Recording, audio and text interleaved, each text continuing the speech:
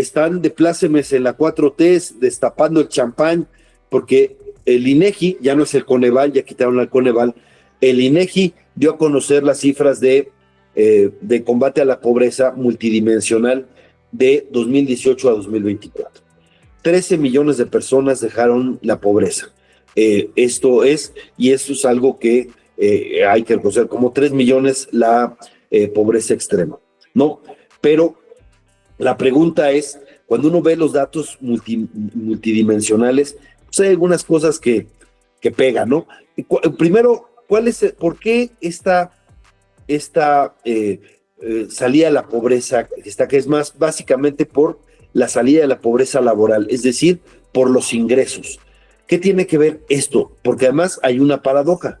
México no crece, no creció con López Obrador. Incluso el PIB per cápita todavía bajamos un poco. ¿Qué significa el PIB per cápita? Que creció más la población que la economía. Y por lo tanto, pues nos toca menos a todos los demás. ¿Qué pasó? Pues que hubo una evidente redistribución. ¿Y cómo se dio esta redistribución? Básicamente por el ingreso laboral. Y tiene que ver por dos cuestiones fundamentales. Una, el crecimiento al salario mínimo. Por muchos años en estas lógicas decían que si crecía el salario mínimo iba a haber una gran inflación y que esto iba a ser incontrolable. Eso resultó una mentira, ¿no? El crecimiento al salario mínimo sí ayudó al combate a la pobreza, de quitar esto que se llama pobreza laboral, salir de ahí, sí ayudó el aumento al salario mínimo. Eso es inobjetable. Pero no crecieron los empleos formales como debería, que son los que tienen el salario mínimo formal. Lo que creció mucho más es la economía informal, ¿no? Entonces se crearon, entre comillas, muchos empleos informales, más que los empleos formales. La tendencia había sido que ahora estaban creciendo, antes de López Obrador, más los empleos formales, quiere decir con seguridad social, con jubilación, con todos los derechos. Pero no, ahora lo que vemos es que creció más el informal, pero a lo mejor los recursos que hubo extras en el empleo formal ayudaron a que se desarrollara el informal, porque pues la gente gasta, si tiene más dinero gasta más, y quizás ahí haya habido unas cosas. Y en el asunto de las transferencias en efectivo, los programas sociales, pues resultó que benefician más a los que tienen más dinero, no benefician más a los pobres, no hay focalización.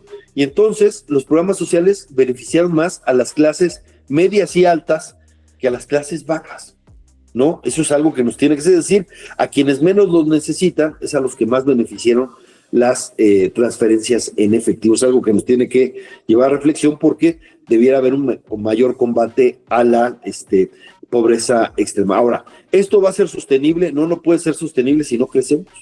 Entre otras cosas, porque ya tenemos una deuda impresionante. Lo que no dijeron es que López Obrador duplicó la deuda.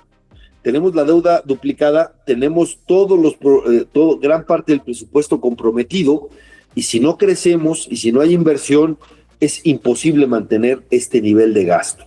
Y obviamente el choque con la realidad va a ser muy fuerte. Pero además, cuando uno ve las variables de la multidimensional, que son 6, pero me voy a detener, que tiene que ver con agua, vivienda, educación, pero yo me voy a detener en uno, salud. En salud, el desastre. No solo no fuimos Dinamarca, esto es un desastre, nos acercamos a Haití, y que me perdonen los haitianos, pero nos fuimos hacia allá. Simplemente 24 millones de mexicanos perdieron acceso a la salud. Era el 16% en 2018, ahora es el 44% en 2024, ¿no? 24% más, es decir, más del doble, del 16 al 44% de personas sin acceso a la salud. Estamos hablando, insisto, de más de 24 millones de personas que perdieron su acceso a la salud. Eran 20 millones en 2018, 20 millones sin acceso a la salud, el 16%. Ahora, sin acceso a la salud, son 45 millones de mexicanos. No, eso es terrible. 45 millones de mexicanos sin acceso a la salud. ¿Y qué ha pasado? Pues ha aumentado el gasto en salud de las familias mexicanas en 42%. ¿Por qué? Porque ahora van al consultorio que está al lado de las farmacias y ahí se atienden. Entonces, yo diría, bueno, te dice sí, pero, perdón, yo cuando veo la situación de la salud, cuando veo el deterioro de la educación pública y su falta de calidad y la gran deserción que hay entre esas cosas, pues no puedo tirar las campanas a vuelo. Me da gusto lo del aumento del ingreso. Qué bueno que se aumentó el salario mínimo. Muchos veníamos pidiéndolo desde antes de que llegara López Obrador que aumentara el salario mínimo. Incluso contribuimos a crear las sumas para que ya no estuvieran las multas ligadas al salario mínimo y que esto pudiera ayudar a esa decisión que era importante. Se tardaron o nos tardamos como país en aumentar el salario mínimo, esa fue una decisión correcta, ¿no? Pero en salud, educación, ¿qué les digo? En seguridad y en muchas otras cosas, México está muy mal y está mucho peor que en 2018.